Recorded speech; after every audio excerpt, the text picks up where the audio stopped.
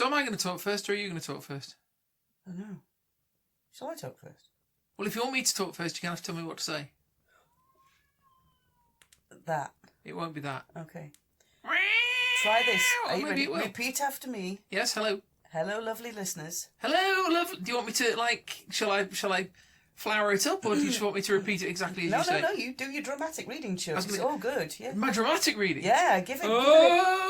Hello, lovely listeners. Line. Welcome to Frithcast episode 67. Welcome to Frithcast episode... What was it, sorry? 67. Thank you. 67!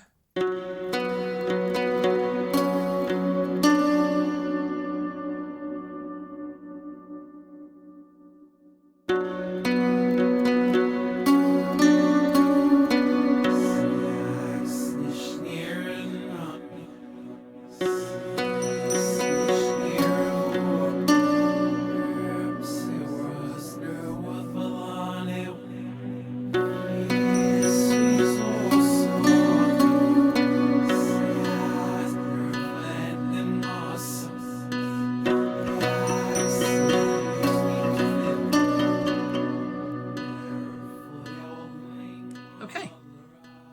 So like that. Like that? And then you introduce yourself. Me? Yeah. Are you not going first? I can go first. Yeah. Well, it's your show. Is it? Hello, lovely listeners. Welcome to episode 67 of Frithcast. This is Suzanne. Hello. Suzanne is, I always want to say the editor-in-chief. Get off. Well, it's because coffee maker. It's because I used to listen to the Crack podcast. And whenever Daniel O'Brien was on, he was editor-in-chief at the time, and he would start off saying, I'm Daniel O'Brien. I think it was Dan. Yeah, it was him. I'm Daniel O'Brien. I'm the editor-in-chief of Crack. And for some reason, when you're about to say, I'm the UK ambassador for TAT, Yeah. my brain registers it. I'm the editor-in-chief of Cracked. How about... But you're not. No, I'm just a heathen, hon. I know. No, you're my heathen. Oh. Excuse me, lovely listeners, we're having a moment. That's lovely. Thank you, dear. Thank you. Okay, Anyway. now you introduce you. Well, do you not want to introduce me? Lovely listeners, the beautiful needless wreckage beside me is Kate, the coffee-powered druid. She is fabulous! Oh, crikey. I'm being bigged up. She is Kate von Liechtenstein! How was that? My lords, ladies and gentlemen, and everybody else here not sitting on a cushion. Oh, brilliant. Anyway, so we are here for another Frithcast, episode 67. We are. Welcome around the virtual campfire, lovely listeners. Hello. All you lovely new listeners, hello. Hello. Hi. Welcome to the slightly sideways fun and games geekery that is our discussion of modern heathenism. We like to think. Yes. Have a go at the back catalogue at some point. It's just as bonkers as this episode's going to be. We're hoping. We're hoping. It's all good. So we like to, we like to not take ourselves quite too seriously. yeah, And on that note, total non-seriousness. what are we seriously going to very fiercely and frownily discuss this evening? Okay. I'm ready for it. I've got like beetling brow and everything. I can see that. You really need to get those waxed. Oh, listeners, you don't know how true it is. And those shoes. I'm Sashay away. Oh, I'm supposed to do a comeback. I know. Okay. No, I'm all ready. I'm ready to get down with the seriousness and learn some heathen stuff about heathenryism.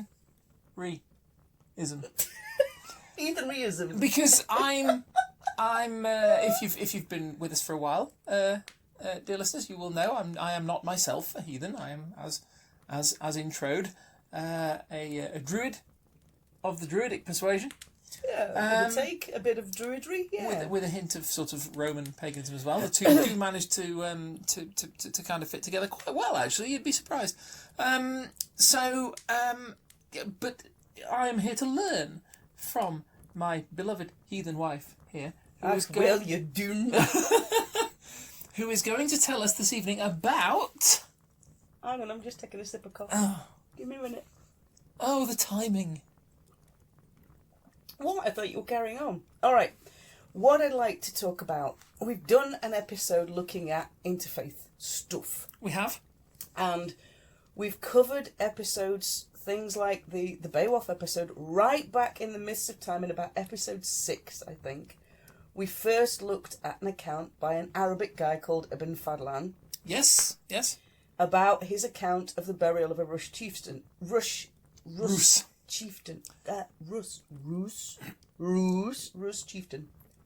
Ibn Fadlan was the guy who was... he upset the Sultan... Of Brunei.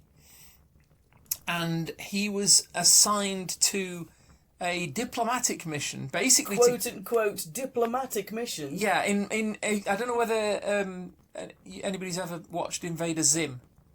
I was just thinking that, actually. In which the main character, who is a somewhat inept alien, working displeases his rulers, so he's sent on a prestigious mission to go and prepare a distant planet for invasion.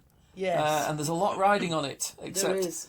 when he zooms out and it's some planet they've just stuck a pin in at random way off the edge of the map that they're not really interested in. On a post-it note off the edge of the map, off the frame somewhere. Yeah, or the Golgafrincham B-arc. You may that may mean some of our listeners may be familiar with that as well. But anyway, moving on. So Ibn Fadlan, having upset said Sultan, was assigned to this diplomatic mission. I should point out that where Invader Zim was fiercely inept, Ibn Fadlan is distinctly non-fiercely inept. He's very not inept. He just landed on the wrong side of somebody's bad temper. So he gets given a job to go up the Volga. Yeah, I think so. Is it the Volga? I'm trying to think where the Volga goes. Big river in Russia.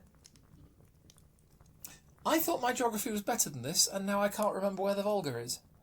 Anyway, somewhere in there. Goes up to what is sort of fairly northeastern Europe, into or edging up to what is now the western frontier of Russia, and meets with a group of Rus Vikings. Eastern Vikings. Who traders. He stays with for some time. He learns. He communicates with them by virtue of the fact that he, as an Arabic Muslim scholar, and they, as not entirely uneducated traders, Vikings, they're traders. They're constantly in communication with people around Europe. So everybody involved speaks Latin. Yeah, kind of. He speaks Latin. Well, he speaks Latin. The Vikings. One of the other Vikings speak Latin. Somebody who speaks Latin. It. So essentially, that is their vector of communication. Yeah. At least to begin with, and he writes down his experiences with the Rus. Writes down his thoughts about what he sees them say and do, and what they believe, and their attitudes to things, and all that kind of thing. And he leaves us with really quite a valuable, hugely detailed account record. Yeah. Which, by the way, got turned into a book and film called the book was called The Eaters of the Dead. It was, which was based on Ibn Fadlan amongst these Vikings. It had a very kind of eerie sort of feel to it, though. Yeah. And it was eventually made into a film called The 13th Warrior with Antonio Banderas. Indeed. But so some of the accounts we have of what the Vikings did, what they got up to, where they went, who they traded with, all of that jazz are from Muslim scholars. Yes. But they're not the only people who record accounts of the Vikings. This is true. We also get accounts of the Vikings from Christians. Yes. Of the time. What we don't get is an awful lot of accounts from the actual Vikings. No, there aren't. We're going to come on to a couple of those later on. Okay. They're not huge, big accounts. the ones that you get from the Christians, you might have heard of a document called the Anglo-Saxon Chronicle. Mm-hmm. And for those of you familiar with Twitter, the Anglo-Saxon Chronicle is like 1 tweet a year written in Anglo-Saxon. It's all of the best highlights kind of compressed into like 2 or 3 lines of text, and that's it. Yeah. So it's like reading a very, very old Twitter feed that does like 1 or 2 tweets a year and it's done. Wow. Yeah. So... It's all bloody memes. That's the problem with the Anglo-Saxon Chronicle. I know, it's harsh cultural stuff that we don't get anymore, but... Dank. Yes, very, very dank. But their account in June 793 Yep. is that there's these northern men, these Vikings, these people who go a Viking, these raiders, that come to Lindisfarne, and they make a wee bit of a mess. It does not go well. Not for the monks. Not for the monks. No. Absence of going well for the monks. They kind of get a bit cheesed off because the Vikings go away with all the shinies and they get written about in the Anglo-Saxon Chronicle. But this isn't the first time that the Anglo-Saxons have encountered the Vikings. They've also encountered them before that date on sporadic trading runs in the south. Okay, yeah, that makes sense. What you get with Anglo-Saxon accounts, or what you get with a lot of the written accounts from the time, is that they're Christian. They're early medieval Christians. Yeah. So you can imagine that the accounts they're going to write of the people who've come to kind of bosh them on the nonce and steal all their knees are not going to be very favourable to the people doing the boshing. What? Possibly not. No. You might expect there to be a degree of tetchiness. There is a little bit of degree of tuknark. Yes. So you've got to keep that in mind when you're reading things like the Anglo-Saxon Chronicle. You have got to remember who wrote it and the fact that they are kind of nihilists in a very cold monastery with no shinies left, and they're kind of tuknark. Yeah, yeah. So they're writing this account of, got tuknark, and I'm writing this account of grump. Yeah, it's... But we don't have anything to counteract the grump. To what extent do we know what actually happened? I mean... Yeah, exactly. It's literally just from the Anglo-Saxon records. Yeah, I mean, you've got other records as well. Okay. One of the things you do have are runic inscriptions. Now, there's a lot of these. Yeah. And they're generally on big slabs of rock. Okay. Now, these are accounts that are mostly in Sweden. There's a couple of thousand of them in Sweden. All right. So it's going to take a while to list inscription 1. We will begin. No, I'm not going to list all the inscriptions because there's loads of them. Yeah, settle right in because this one's going to be a doozy. No. So there's runic inscriptions, and the majority of these at the time are recording deaths of people. Okay. They're kind of like the registrar of the time. They're recording familial relationships. They're recording when and where somebody is thought to have died, right. Often away from home. Yeah. So he went raiding in Griqualand. He went raiding in Greece. Okay. He fed the eagle well. He was really good in battle, but didn't come home. So you can gather that something didn't quite go right there. But it might say, the inscription might start with the phrase, read the runes. He might have just decided he liked it there. Yeah, it might just to kind of settle down. Well, and I mean, kick actually, I've had enough of the raiding and the looting life. This is a nice patch. I could just set up a little shop. Oh yeah, that Stay happened here. too. Yeah. They did the raiding and trading thing was kind of mixed. Yeah. So it kind of, because they're not one homogenous people, they're often an expedition. Yeah. Which will go and take a load of stuff over for trading, and then go up the coast and raid, and then go home.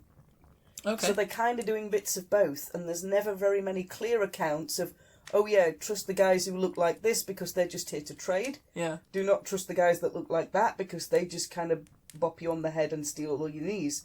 And so all of the accounts are a bit garbled. Yeah. About how many there are. There were, 5, 10, 20 big lads. Large big lads. Large big lads.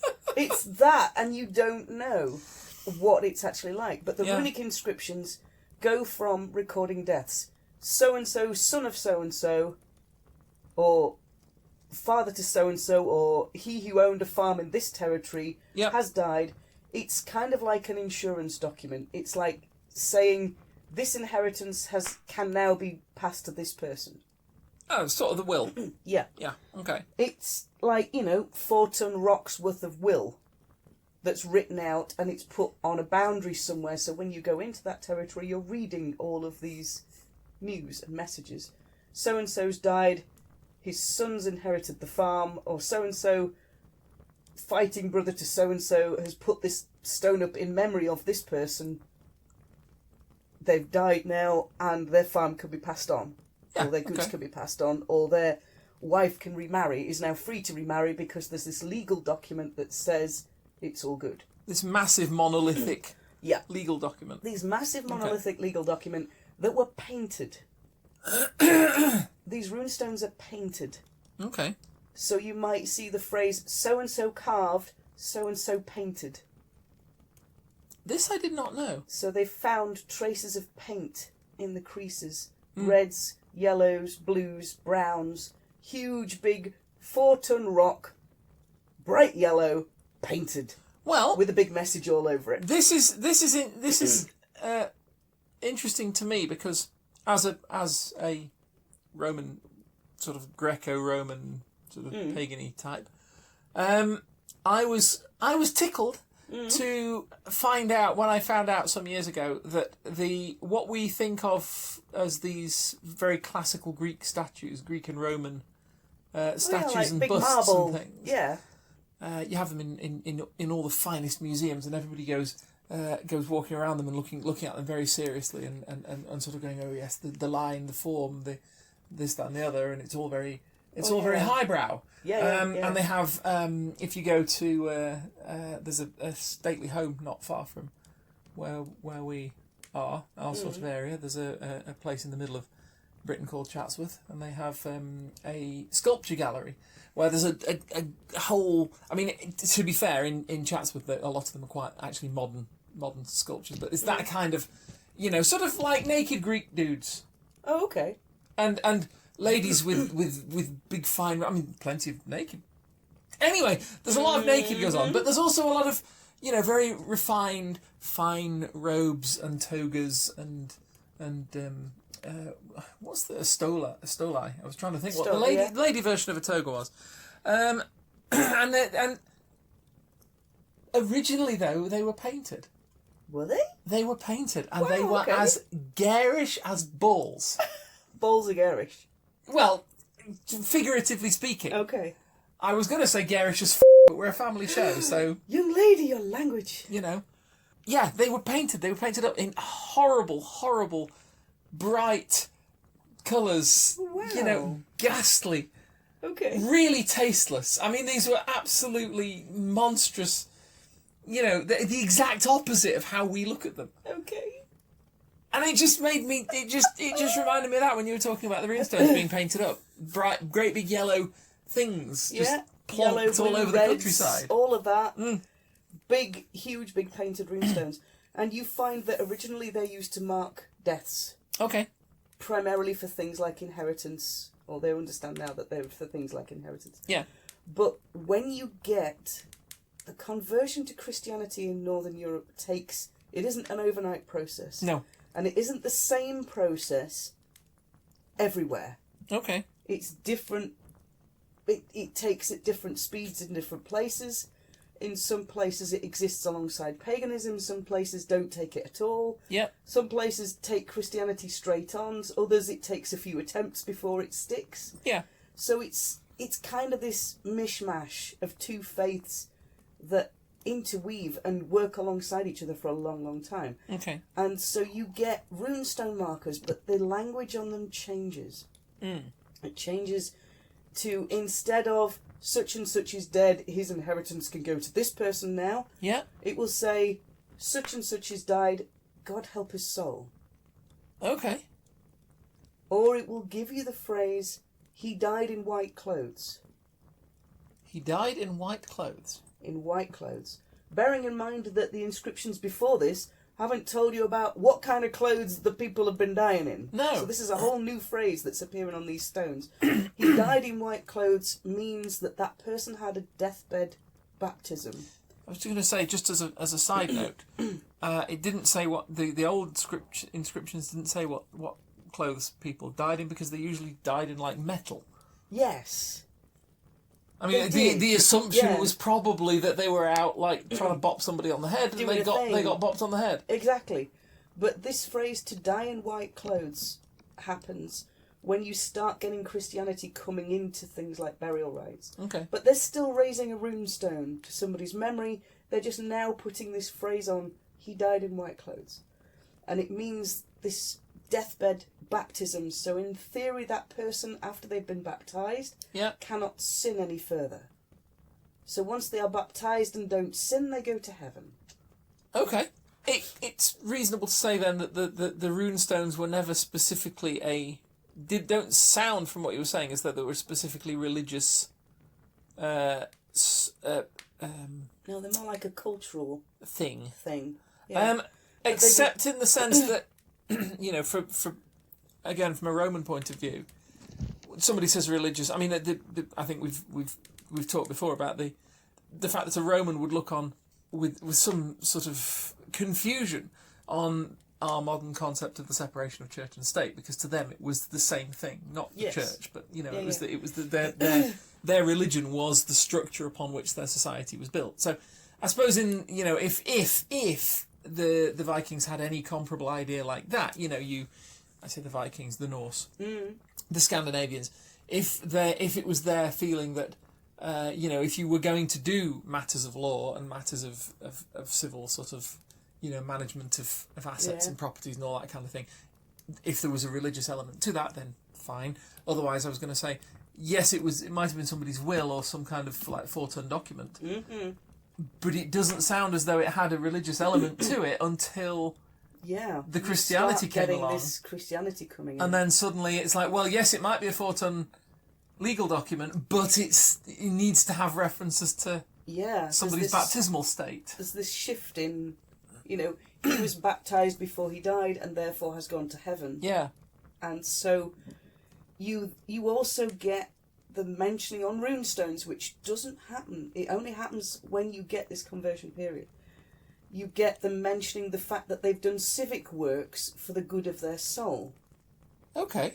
So they've paid, there's a bridge, I think it's in Tarby, where it's lined with runestones, and it basically says, so-and-so built this bridge for the good of the whole of Tarby and for the good of his soul.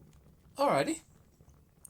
So he's then recording that he's done civic works, which it doesn't get mentioned previous to that. They don't kind of say, yep, so-and-so built a long haul, it's awesome, he's died now, but it's still good.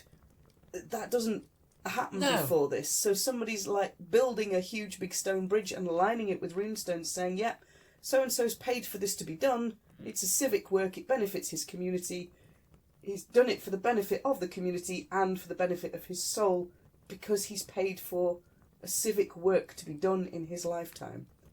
Okay. Which has a whole kind of different spin on it. It's a different use of wealth than the whole mutual reciprocity that happens before that, where you have wealth coming down from the top and trickling down into each of it, and all of those relationships linking together because they're sharing that wealth. You would have the distribution, but it was a kind of almost an obligation. Yeah. On the part of the Jarl or the community leader or whatever. Yeah.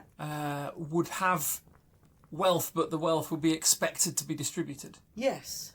But whereas here they're spending wealth for the good of an unnamed community freely, but it implies if they're bragging about it on the face of buildings and things, then it implies that they're not being obliged to spend that money. No, but because or to spend that wealth, I should say. I mean, I don't know whether it would necessarily be money in the sense that we understand it, but so that implies that because the basis of that boast is going to be, I didn't have to do this, but I chose to because it was good for me and good for the community. Yeah, it's going to save my soul and make sure it goes to heaven. And it's good for my community. I'm just going to put this 18-foot billboard here. Yeah. Thunk. Yes.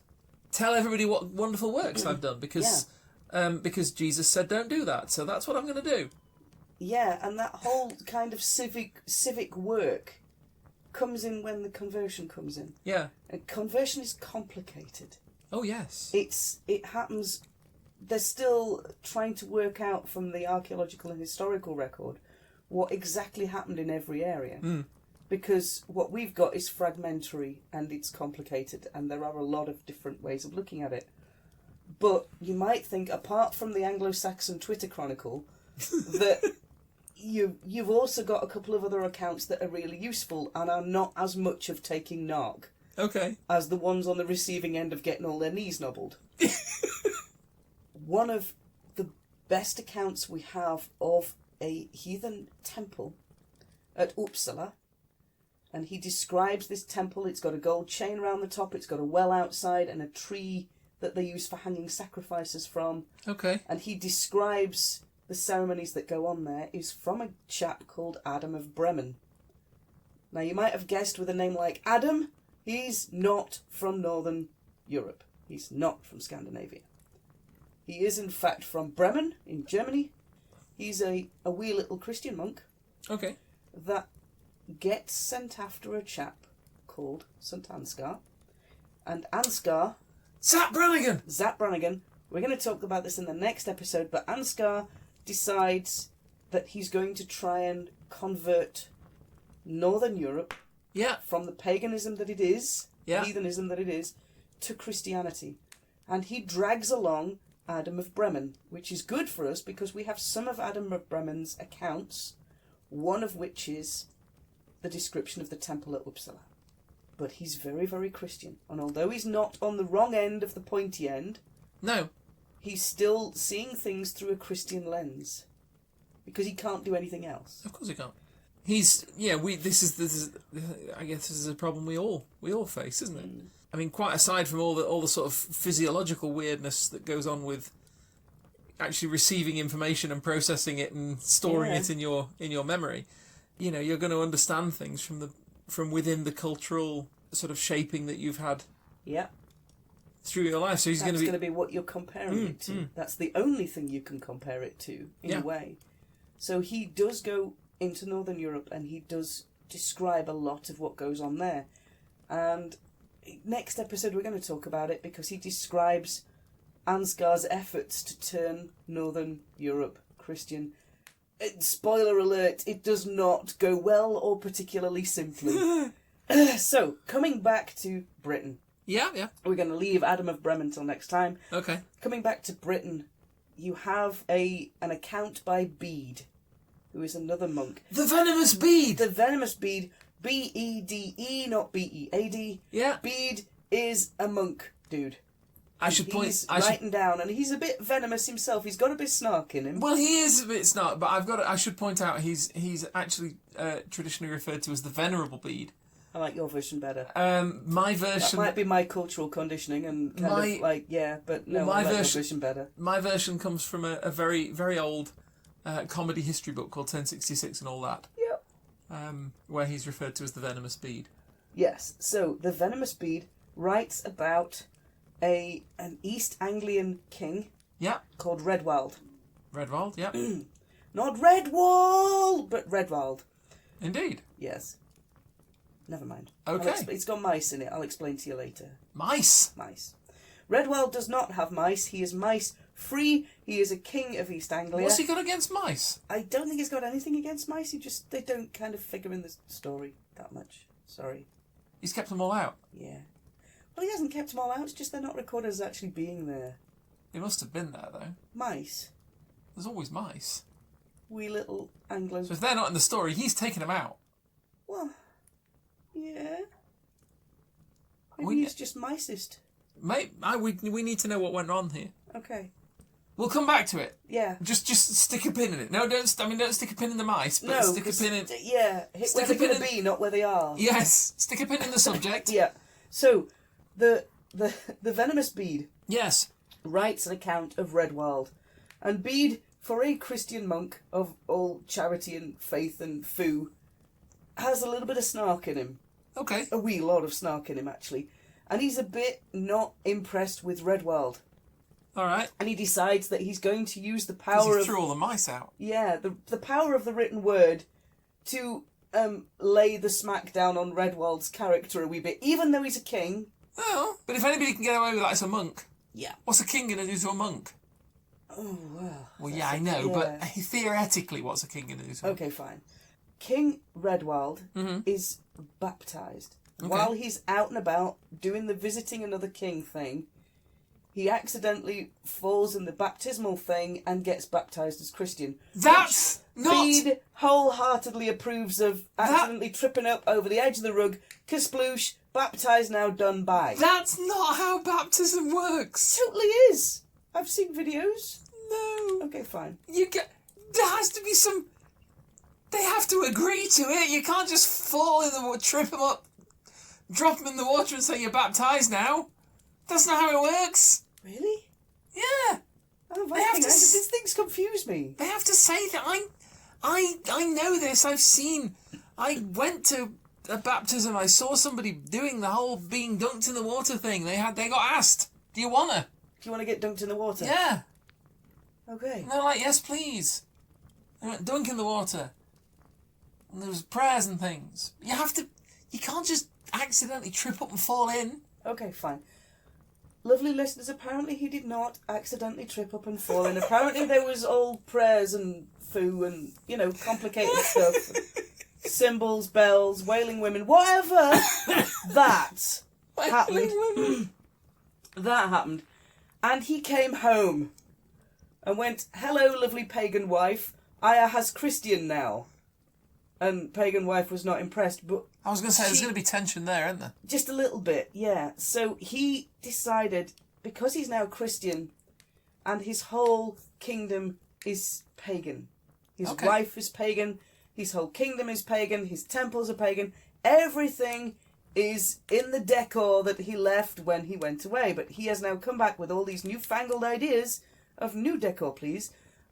And he's pretty much got his work cut out there, hasn't he? He's got to kind of look at changing everything. Yeah. But he doesn't really want to change everything. Okay. Because if he kind of chucks out all of his old stuff and puts his newfangled stuff in, he's got a risk that he's going to alienate himself at the top of the kingdom and lose the support of all of his followers. This is true.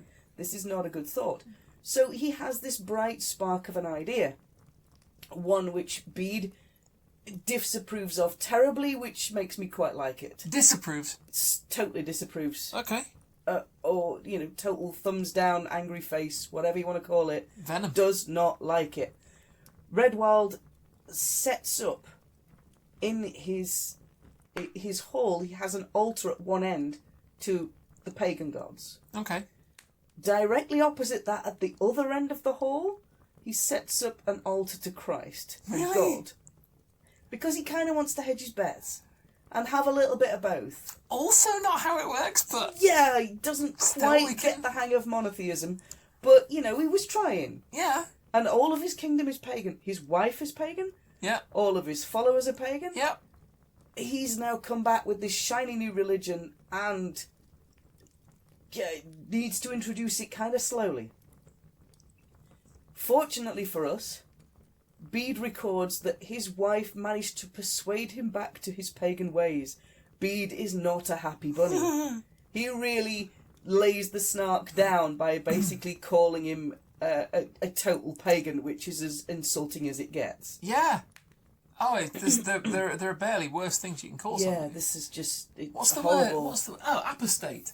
I was gonna say apostate or apostate. Yeah, because again, Rome. Sorry, in the late empire, or fairly late empire, there was an emperor briefly called Julian the Apostate, or at least he's called that by the Christian Church. Okay. Because he was the one who, having risen to rule a thoroughly Christian empire at this stage, he was the one that said, actually, we should go back to the old gods. Oh, okay. We should go back to Jupiter and Apollo and all that kind of thing. And he actually made moves to try to Not necessarily to convert Rome back, because I think he figured that was kind of biting off more than he could chew. But he certainly wanted to try to re-encourage worship of the old gods again, and he was sort of started to build temples and all that kind of thing. He was I think he was killed in battle or assassinated or something, but he didn't get round to going very far with it, and obviously his efforts eventually sort of dissipated, and Christianity carried on. But yeah, so they would have called was it Redwald? Redwald. They would have called him apostate. You see, it kind of reminds me, there was a pharaoh in the Egyptian dynasties. I think he's called Akhenaten, and he, knowing that he was ruling by divine right, and he was essentially a god on earth, as a pharaoh, tried to introduce monotheism to Egypt. Was he the one that wanted everybody focused on Ra? Yeah, all on the sun god. Yeah. Didn't go well. No, I seem to remember something about that. But tried. So, Redwald... Ray. I'm not sure how you're supposed to pronounce it, to be honest. I'm never good at Egyptian. Went Christian, got kind of re-persuaded by his wife to go back to paganism, but was then credited with turning all of East Anglia Christian. Okay. Now this, where the king, or the lord, or the king or the lord of that space is converted to the Christianity, and then all of his followers convert because they do not want to lose their status or their place in the social order. Yeah, they need the favour of the ruler. Yeah. Is called a top-down conversion. Good name. Because you get to the top first, yeah. and everybody under them goes because they don't want to lose their social structure, their order. It sort of ends up cascading. Yeah, Emperor's New Clothes thing. Yeah. Do not want to be the one to say, actually, this is not such a good plan. Sometimes it happens through the queens. Okay. Because you've got marriages that happen and they create political alliances in this age. Yeah. The queens are coming over from different countries and they're already Christian. So part of the marriage deal is that they bring a monk with them or a priest with them so that they can have their Christian rights and be educated in their faith and not lose it coming over. And of course, if the queen is Christian, she's going to be the one with the ear of the king. Yeah. So you get queens that come over and marry kings who then convert, and then you get the whole of that area doing a top-down conversion. Okay. The other way that you can do it is what's called a bottom-up conversion, where the priests go into the villages and into the towns and slowly convert the populace, and then that works its way up the social strata till you get to the king. Both ways are not exactly easy. No. They're not hugely easy. But Redwald is one of the contenders for Sutton Hoo. And Sutton Hoo is a boat burial with all the shiny bling in it, overlooking the sea. Okay. Quite nice. Side note, a bit like when Beowulf is buried, he's buried on a headland in a mound overlooking the sea. Yes, and the smoke. And the smoke. Heaven swallows the smoke. That's right. Love that line. So, Redwald is one of the contenders for the boat burial at Sutton Hoo. Now, there's no denying that whoever is or was buried at Sutton Hoo is probably got a wee bit of bling. There's an awful lot of shinies in that space. There is some quite significant bling. Impressive stuff, yeah. Yeah. The problem with the burial is the fact that because of the soil conditions, you don't get any of the organic stuff surviving. So there's none of the wood that comes out. There's none of the bones. There's no horn. There's no leather. There's no cloth. All of that's gone. What you get is basically the shadows in the earth where it was and any of the metal that was left. Okay. So you have the metal fixings from the front of the shield, but not the shield itself. Wow. So you can't actually tell how big the shield was because it's just got the decoration that was put on the front. Yeah. So you can't figure out the size of the original shield. You could take a good guess. Yeah. But in amongst all of this serious amount of bling, because there's big plates in there, there's bowls in there, there's a huge cauldron on a tripod in there, there's a massive amount of kit, there's a couple of spoons. Spoons. I know you were not expecting me to say spoons, but there are spoons. Spoons is good. Spoons. Okay. So these spoons are... Are we talking like percussion spoons here? You know, the clackety clackety clackety. Not quite percussion spoons, but they're medieval spoons, so they're kind of like a prototype of the spoon that we've got now. Okay. They've not quite got the hang of what a spoon should quite look like yet, so they're a little bit different, but they're kind of still there. Or maybe we've lost track of what a spoon Maybe should look we've like. lost track of what yet. That's also good. So these spoons, there's a pair of them. Okay. And each one of them has a single word written on the handle part, whatever that technical word is in a spoon. And one of them says... The handle? Yes. Thank you. Yes. I don't know, I'm not a spoon expert, but you know. No, not a spoon scientist. Not a spoonologist. So, one of them has the word solus written on it, and the other one has Paulus written on it. Okay. Yeah? As in Saul and Paul. As in Saul and Paul. Alrighty. Alrighty. So, if you're thinking, why has this buried dead guy got two other guys' names written on a spoons in his big bling burial? They're known as the christening spoons. And this is because Saul, Yeah. who was a Roman official He was. working in Judea, I think. Yeah. Whole persecuting Was Christians it thing Syria? going on. Syria. I can't remember. It was Damascus, wasn't it? And he was on the road to Damascus He was. when he was visitated by a visitation He or a was. vision Yeah. of God. It kind of like big thunderbolt from the sky thing happened to go bzzzt. Was suddenly inspired to take up the flag of Christ. Yeah. And Complete became... 180 in his life. Yeah. Abandoned his Roman vocation.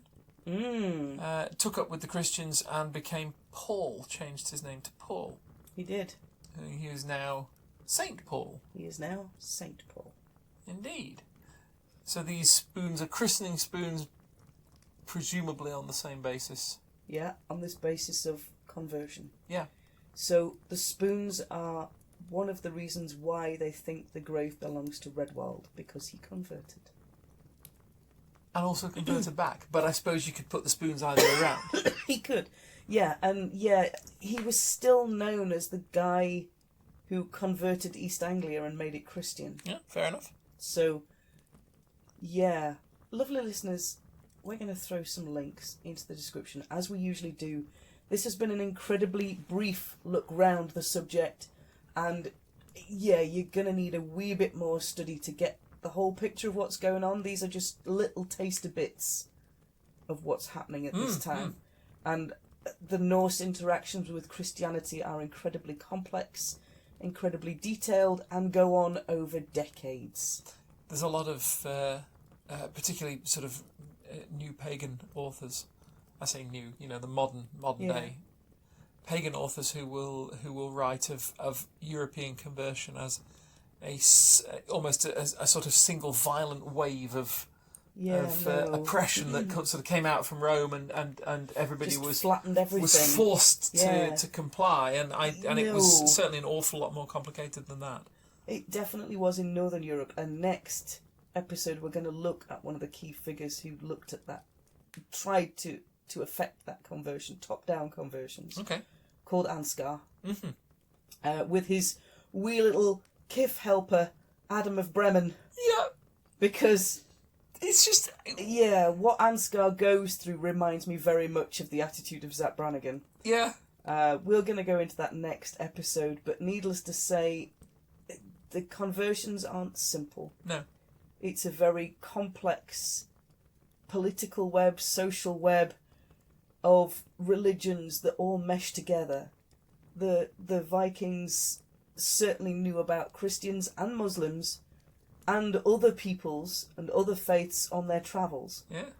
There's an Irish crozier head and a little Buddha that come from the same place in Sweden. Okay. So they're definitely getting hold of all these different stuff. Well, they are legendary traders, so they're going to be meeting a lot of people, aren't they? And they're going to be getting on with a lot of people and trading with a lot of people, And yes, they're going to be raiding as well. They had a capacity for great violence. Yeah.